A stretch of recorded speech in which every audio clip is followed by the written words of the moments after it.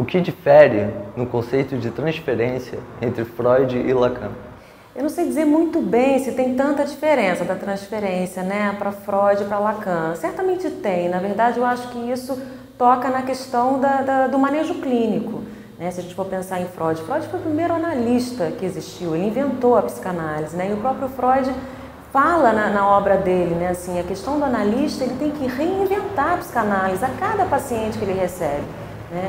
E o Lacan, ele fez verdadeiras inovações na clínica, mas não traindo Freud, pelo contrário, por mais que ele fosse expulso quase assim da IPA, né? A IPA não aceitou muitas inovações dele, ele saiu fora e pôde dar uma guinada ali, né? O que a gente chama da clínica lacaniana, a clínica do real, mais para o final da teoria de Lacan. Então eu acho que bate na questão do manejo clínico. Talvez o Lacan tenha privilegiado muito uma coisa que o próprio Freud trabalhou, né, que foram a questão dos xistes, né, porque o Freud fala das manifestações do inconsciente, que são os lapsos,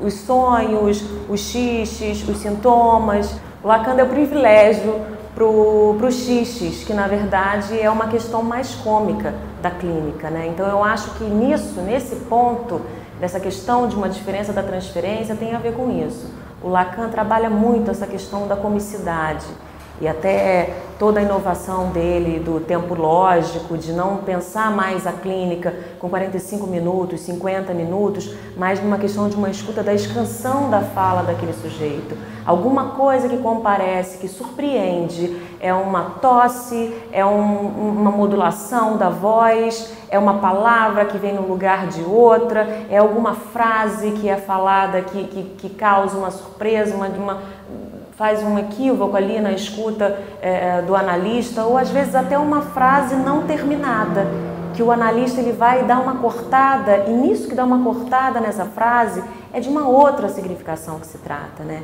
Então eu acho que nesse ponto da significação, inclusive, o Freud ele tinha muito a preocupação quase que científica, né, com a psicanálise, de tentar achar um porquê, achar um núcleo patológico, uma questão que desse razão de ser tal neurose, né, tentar achar os significados do sonho, né? O Lacan não, o Lacan ele já passa para um outro ponto, ele passa para a questão do tentar diminuir essas significações aí, né? Sempre orientando para uma outra, e sempre para uma outra, porque no fundo, o significado ele não é único, o que é único é o significante, né? O significante ele está ali, mas ele tem vários significados. E é a maneira como cada sujeito está aprisionado, alienado a esse significante, ou seja, a maneira como ele dá o significado a esse significante, que fala da neurose dele. Então eu acho que essa coisa do Lacan tentar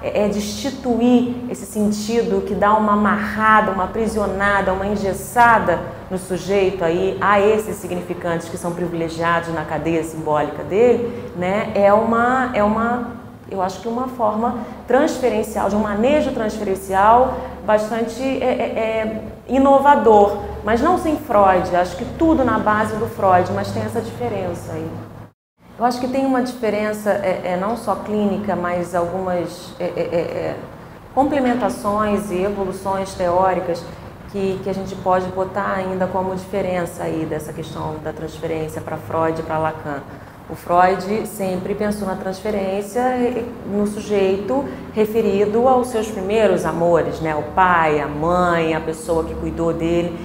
Lacan, ele não deixa de acreditar nisso, ele se sustenta nisso também, só que a maneira dele falar disso, a maneira dele apresentar esse conceito é de uma forma diferente, que é pela via da linguagem. Então, quando a gente fala da linguagem, dessa questão dos significantes, esses significantes nada mais são do que aqueles significantes que foram apresentados por esses primeiros amores.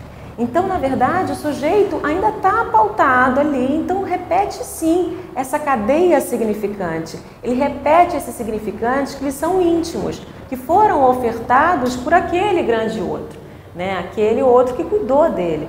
Então, na verdade, a diferença aí é da forma de explicar a teoria. Por isso que eu sempre digo que o Lacan, ele não desdisse Freud, ele não foi contra Freud, ele só pôde avançar. Eu acho que se a gente pegar a obra inteira de Freud, do primeiro ao 24º volume, você vai ver lá o tempo inteiro a questão da linguagem. Só que Lacan teve o privilégio de ser contemporâneo da linguística. Então ele pôde, assim, eu costumo dizer que essa frase de Lacan, o inconsciente estruturado como uma linguagem, é como se fosse assim, o título de uma redação que foi escrita por Freud. E quando você escreve um texto, você chega no final e aí sim você pode pensar num título. Então foi Lacan que pôde dizer isso, que na verdade é um resumo da obra de Freud. O tempo inteiro na obra de Freud tem a linguagem, mas o Lacan teve a questão da linguística para poder falar melhor disso.